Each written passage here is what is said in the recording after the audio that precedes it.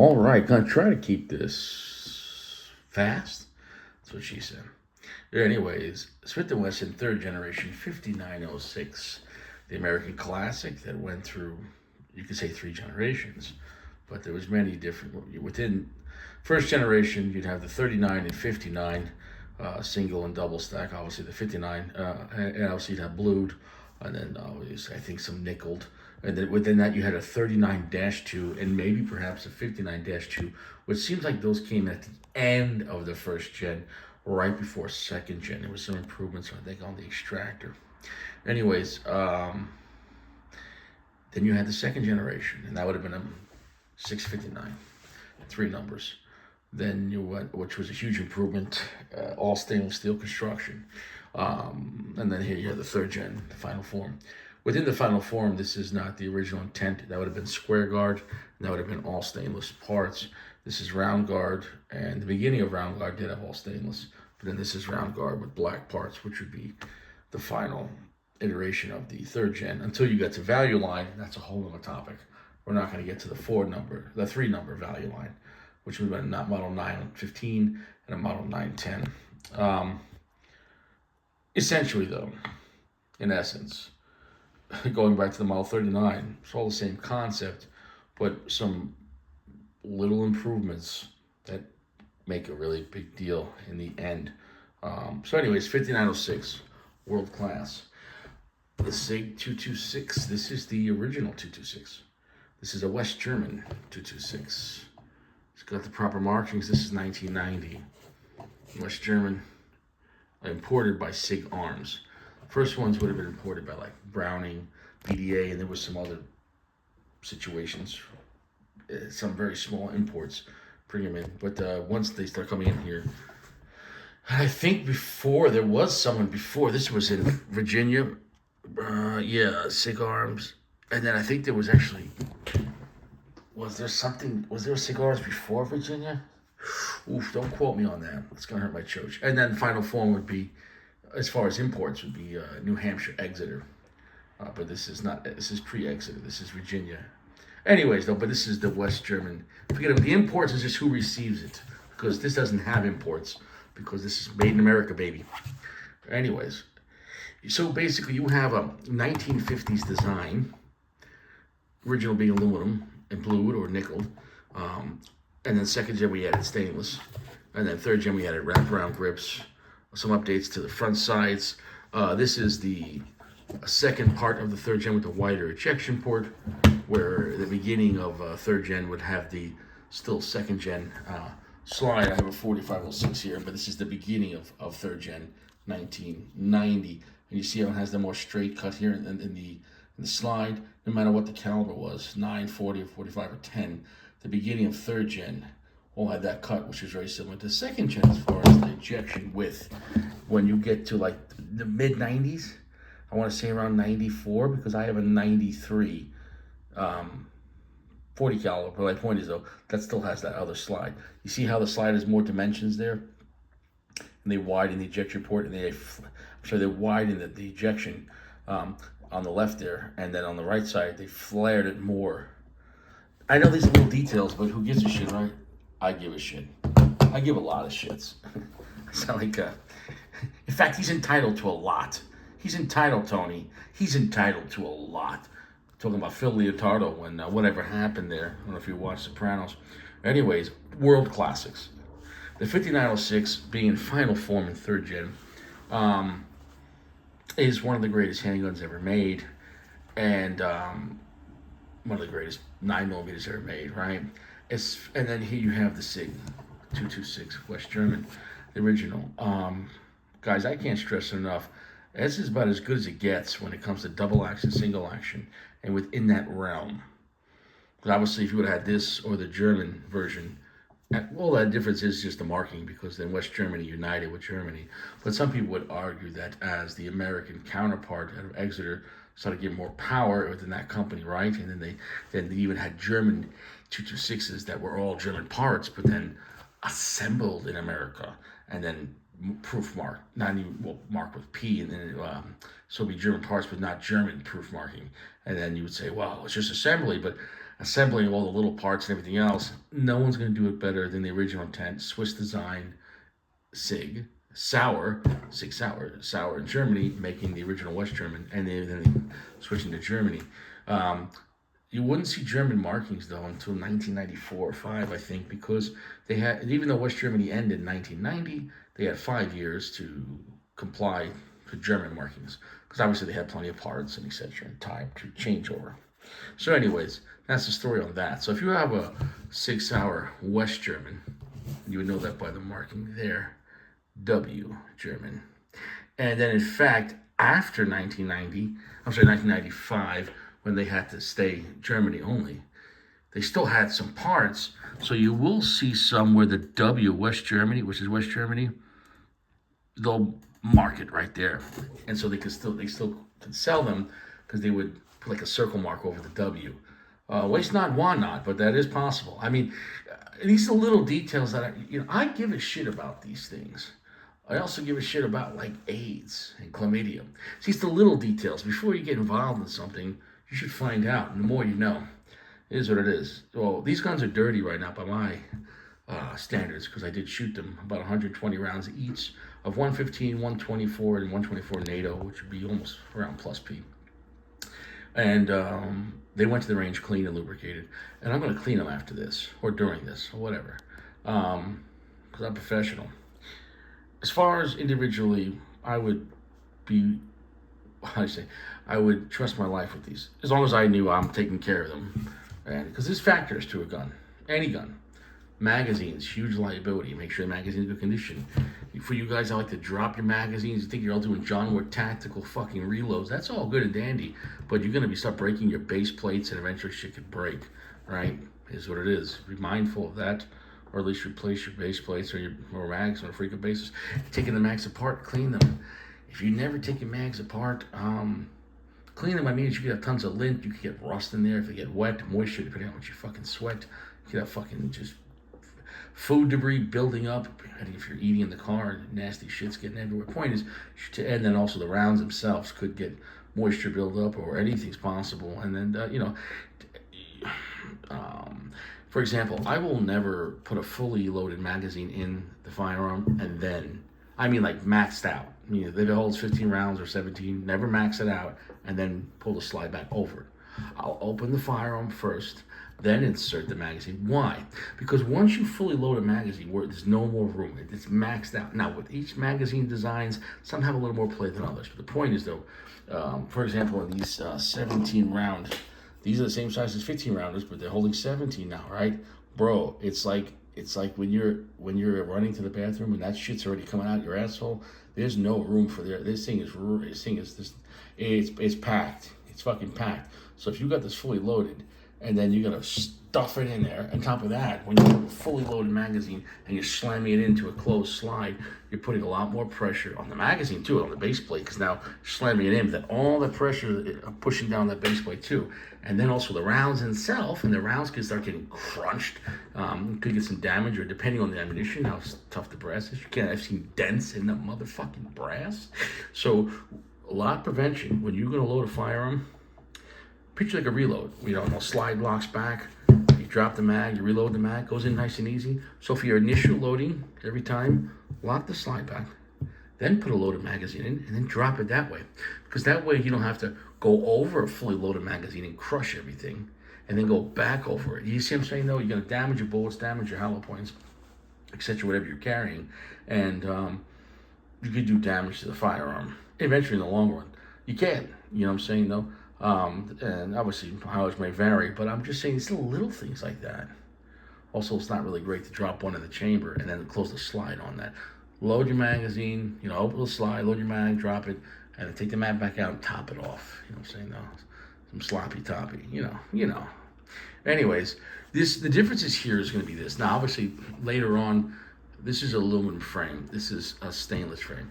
Now, here I have a 43, which would be the same size, same gun essentially as the 5906, but we got aluminum frame. But the same gun, 5906, would be aluminum. This is in 40 caliber. And, but if you have the 46 here, 6 at the end meaning stainless. This is a 5906, 6 meaning stainless. 40 on this one being 40 caliber. 59 on this meaning double stack 9mm. 39, remember, is single stack 9mm. 59 is double stack 9mm within Smith & Wesson in the second and third gen, and first gen. 59, 39, original. I'm not going to know this whole fucking thing. Anyways, you get to the 40 cal, which is third gen only, but there's different versions within third gen. But still, this would be the second version of, really third version of third gen in 40 caliber. The original 40 caliber third gen would have all stainless parts, and it would not have this updated slide. You see that slide there? This is updated. That goes cuts and everything else in the lower rejection port. So the original would have the smaller cuts, etc. Blah blah blah, and probably not these low Novak sights, more like these fucking cool sights. On top of that, but aluminum or blued or steel floors were all available. And on the top, you'd have either stainless steel with the steel frame or the stainless steel with the aluminum frame here.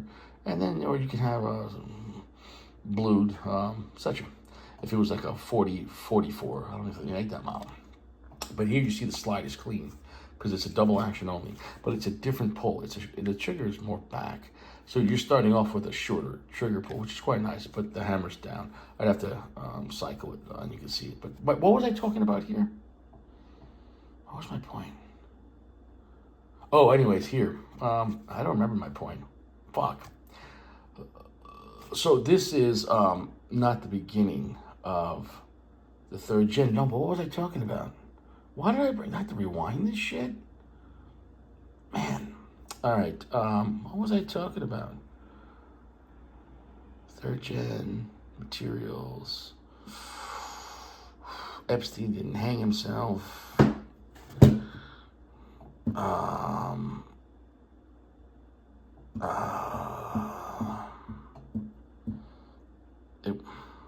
No, wait a second. No, come on. I know there was a point to this story. My goodness. No. Phases of the third gen, I guess. But anyways, yeah, so this would be the third phase. Yes, that's what I think so. Original phase would have more of this cut on the 45 and then all stainless. Then they went to go to this cut and then all stainless. Oh, and then even before that, square trigger guard. I think there was some square trigger guard on the third gen, on the 40 caliber, possibly. I don't recall ever seeing a third gen aluminum with a square trigger guard in 40. When they were making this generation third gen, just within the beginning with so many makes and models and calibers and sizes and materials, then you start throwing in, going from square guard to round guard, and then black MIM parts. There's like phases. And then the end, the value line. There's like 4 phases of third gen. Third gen has like 4 generations. Square guard, which is all stainless. Round guard, initially all stainless. Round guard, MIM parts. Round guard, value line. And then it ended. Anyways, I'm going to put this back. The barrel is going to be locked into the stainless steel frame. The 62.6, even though it's an aluminum frame, so it's going to be lighter. But my point is, you can have this in aluminum frame as well, right? That would be a 5903, I think. A 5904 would be in aluminum, but it'd be blued, blacked, whatever finish that you're doing on the anodizing. But the SIG 226, just like the 220, which this really is a 220 with a wider grip and 9mm. The original was 220, and you can say 45, but really the original was a 220 in, I think, 9mm. So 220, I think, was originally 9mm single stack, then 45 single stack in 220, and then 226 was a fatter version of 220, and there you go. And then they fucked up on the 320. So anyways, the barrel actually locks up, not with the aluminum frame. There is a solid steel insert in the frame, which is removable if it breaks. So even though this is an aluminum frame, you're getting the strength and lockup, because the part that's, not the slide, but the part that could wear out really is the barrel, and the barrel lugs locking into the frame, right? That's a lot going on there. And so that locking into a steel insert in the aluminum frame makes it just as strong as the steel frame. So when you're shooting this, even you're gonna have a little less weight than this feels very solid in the lockup. So I would say, as far as when you're shooting, the confidence, I don't think there's a stronger aluminum frame design, because even the Beretta has a aluminum frame, but the Beretta barrel, the locking, it has a locking lug, but that's the part that's moving, that's steel, but that's still going to be in the aluminum frame. The barrel is locking up with the solid steel insert, and maybe I'll show you that if I take it apart. That being said, which one do I like better? Well, I love them both. What's the main difference? Obviously, weight on the stainless steel, but that weight's a good thing when you're shooting under, put it this way, you can knock it down real simple. If you're mag dumping under rapid fire, the 59.6 is king. The controllability of rapid fire, of not full power 9mm in this, and the split time, the reset on these is superior. The double action on this is much shorter.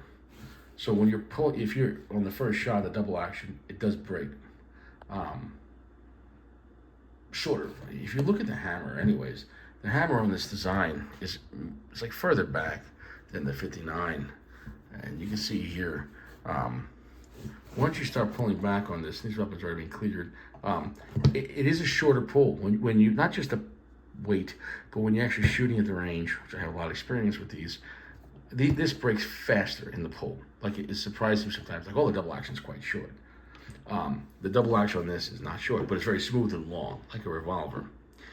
But the reset on the single action on this is much faster. But also the reset on this, though, it breaks when you pull this. A lot of people get confused, like, they pull and they think there's something wrong with the gun because it didn't go off. This breaks on the single action. This breaks, and you have to go all the way back. This breaks at the back of the trigger guard. So, but once it goes off, you go like literally like this, reset. If you time it right, if you understand, when you pull all the way back. Don't just pull straight through. But once it goes off, just the reset's just like that. The reset is not as short, but both the double action and the single action, it's not breaking.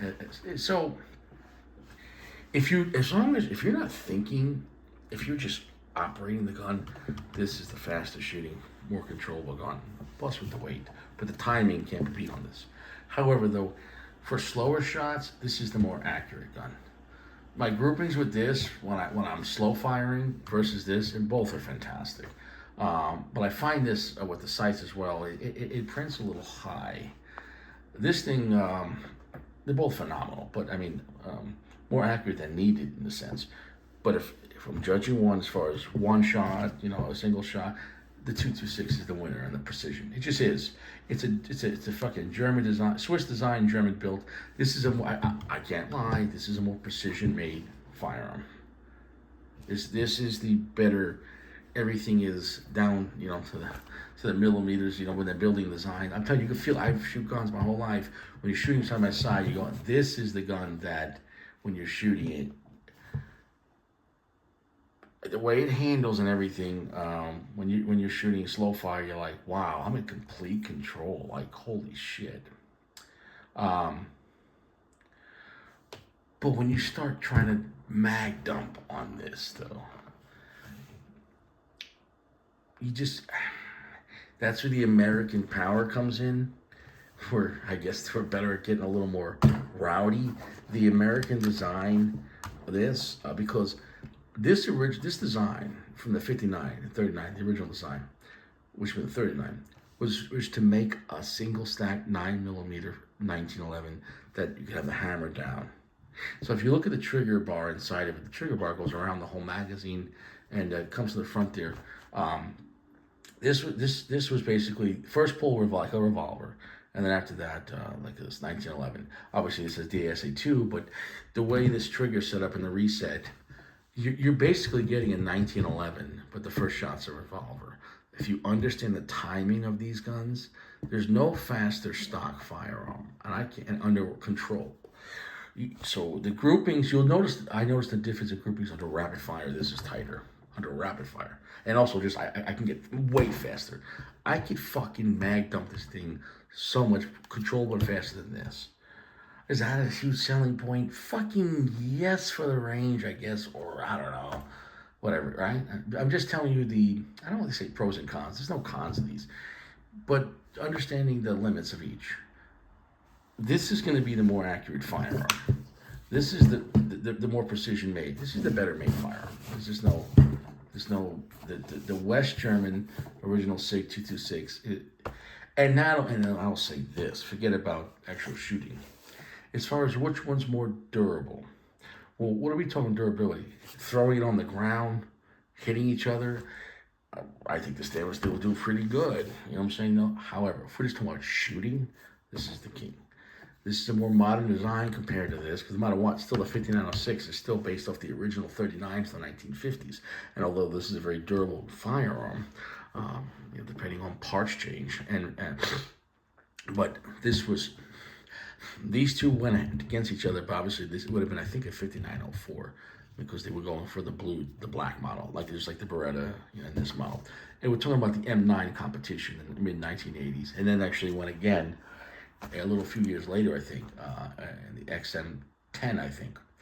The point is, though, the 226 and the Beretta were the winner as far as parts changes and long-term durability, and mean rounds between malfunctions. Any gun can mention malfunction, plus including getting dirty, and including parts running out, and including magazines, including ammunition, volatility. The point is, though, all those things are a factor, but the gun should do right as good as it can. So the 226 was between that and the Beretta, and this, which would have been the 5904. This was the winner as far as how many rounds per malfunctions. Now the Beretta was, I think, one every 1,700 and change. You look it up. This was like in the 2000s. So both were significantly more reliable in 1911. Now that's just about malfunction rate. Still, obviously you're going to be cleaning your firearms, but still, when they push these things to the limits with control, they kept a log count. I'm not sure if every 500, every 1,000 rounds, they wiped it down, maybe relubricated, maybe full cleaning every 5,000 rounds. And that I don't know. You could look that up in the competition. But I'm just telling you right now that the 226 is the more durable gun as far as shooting, meaning parts change. However, I've never, from just shooting, like, wear them out. Like, oh yeah, like all the springs are worn out and I have to replace. Of course, there's times where I replace the springs on these because, like, this is 1994. It's an old gun. But there was no need to, because this thing was not shot a lot at all. You can have some carry wear, but I can tell when I inspect the firearms how much they were shot. Now, if you have corrosion, that's another issue. So if you're picking one, if you want precision, and I'm not talking about the new SIG 2. I wouldn't waste my money on a new SIG 226 or 220. I don't care. A Legion. This blows away a fucking SIG Legion. Brand new one. Bro, SIG, all the new parts on SIG, I hate to say it, there's a lot of issues in quality control and parts from India. Garbage. Original SIG was Swiss design and German manufacturing. I promise you this is better than the 320. I promise you this is better than a new 229 or 226. I wouldn't even carry a new 229 or 226. A brand new one? No. I wouldn't fucking trust it. I promise you that. I don't trust SIG anymore. Like, the SIG now is not the same. This is not the same SIG Sauer. It's not the same brand. It's not the same brand. The brand, I don't want to say it's got AIDS. It's got herpes, though. It's when it flares up, I don't trust it. I had a friend with a brand new 229 Legion, second round extractor blew out, extractor spring too. Anyways, I hope that covers the 5906 and the 226. Magazine capacity is the same. You can go 14 on this, to 15, to 17, to 20, to whatever. Fucking shitty Pro Max. Same thing on this. 15, 17, 18 Met Cars. Whatever. You can go as big as you want, 20, 30s. I don't know. If somebody's making drunk, who gives a shit? The point is, though, they all have standard capacity, 15, 17, 18 rounds, all available. But both of them, though, I would keep them clean and lubricated because I'm professional. I don't care if I was carrying a Glock, I would keep it clean and lubricated. Why? I'm professional. These are my guns dirty. I gotta clean my firearms. I gotta keep them clean. And it is what it is. If I had to choose one. If I had to choose one.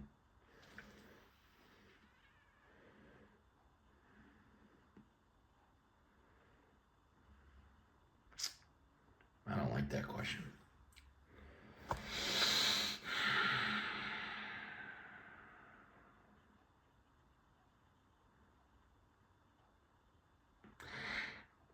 If you're more concerned about marksmanship,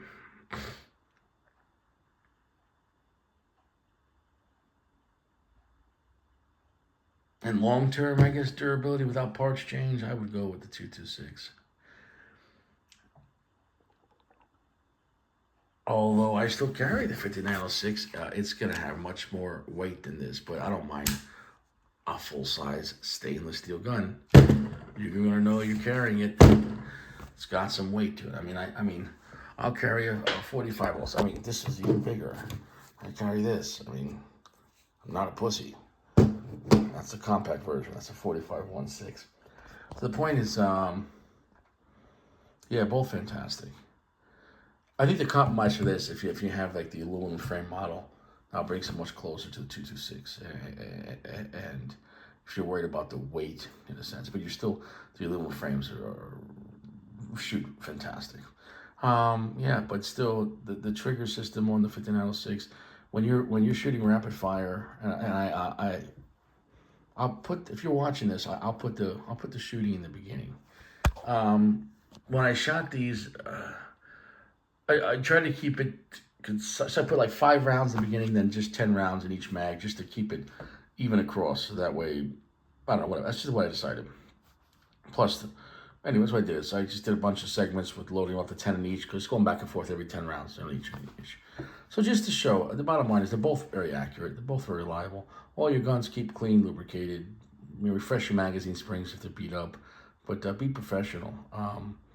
Doesn't really matter exactly what lubrication you're using, as long as not just using it, but if you're lubricating your gun and you're shot at the range, you should take it home and wipe it off and clean it again. You don't have to go crazy, but once you shoot your gun, especially if you're going to be carrying it, that lubrication now is mixed with grime and dirt. And you go, oh, I don't need to do it. Yeah, you don't have to do anything. You don't need to wash your ass every day too. You won't die, not in the beginning, but no one's going to be around you. You fucking stink. So every time I shoot my guns, I clean my guns. That way, because if I ever need them, I know they're at baseline, clean and lubricated, and clean lubrication. And even then, like once a month, or probably sooner, I will clean the gun again. What I mean by that is, even if they're clean, wipe off the old lubrication on the inside, remove any dust or debris from carrying, wipe out the exterior because you're carrying firearms, and then just light coat on the rails again. With metal guns, you want to do that. Why? Why not? What the fuck else is so important?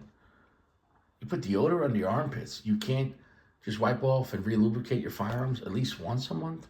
Especially if you're carrying them? What else is so more important? Guys that brag, I don't clean my gun. Good.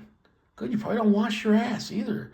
I've never met somebody that brags about not cleaning their gun that probably smelled fresh. You smell like ass. You're disgusting. And you probably eat ass too. You're fucking disgusting. Fucking sodomite. Wash your guns. You know what I'm saying? They'll keep them clean. Wash your ass. All right. 6226. Original. West German. 5906.